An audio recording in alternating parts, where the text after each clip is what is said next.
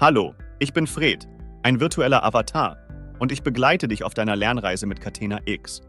In diesem Video erfährst du, wie du deine PCF-Daten in Catena X mit Kunden und Lieferanten austauschen kannst. Zum Einstieg verwenden wir ein Beispiel, um den Prozess zu vereinfachen. Bitte beachte, dass es sich hierbei um ein Beispiel zwischen einem OEM und seinem Lieferanten handelt. Der Datenaustausch funktioniert jedoch auf gleichem Weg über alle Ebenen der Wertschöpfungskette hinweg.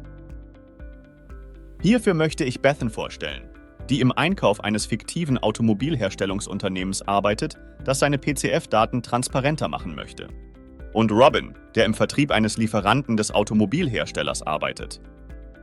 Bethan hat den Bedarf erkannt, den PCF für ein Lenkrad zu erfassen, das ihr Unternehmen von seinem Lieferanten bezieht. Um einen PCF zu erhalten, der die spezifische Lieferkette des Lenkrads widerspiegelt, ist es für den Automobilhersteller wichtig, mit lieferantenspezifischen PCF-Daten zu arbeiten.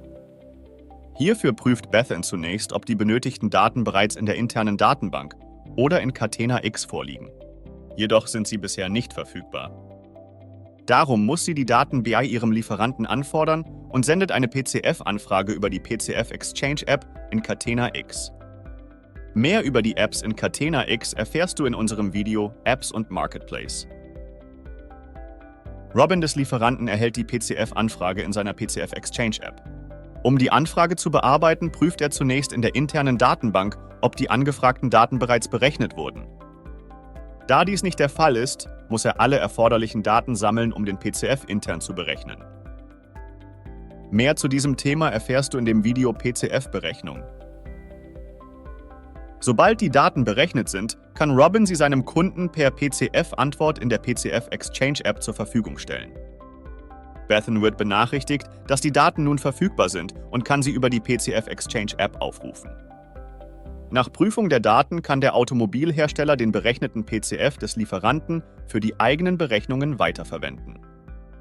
Bitte beachte, dass Catena X eine Mindestnutzungspolitik für die Verwendung und den Aufbau von Datenketten zwischen Unternehmen anwendet. Ein horizontaler Datenaustausch auf der gleichen Ebene ist nicht zulässig. Nach dem One-Up, One-Down-Prinzip findet ein direkter Datenaustausch nur vertikal zwischen Catena X-Club-Mitgliedern statt, die in einer direkten Lieferanten- oder Kundenbeziehung zueinander stehen.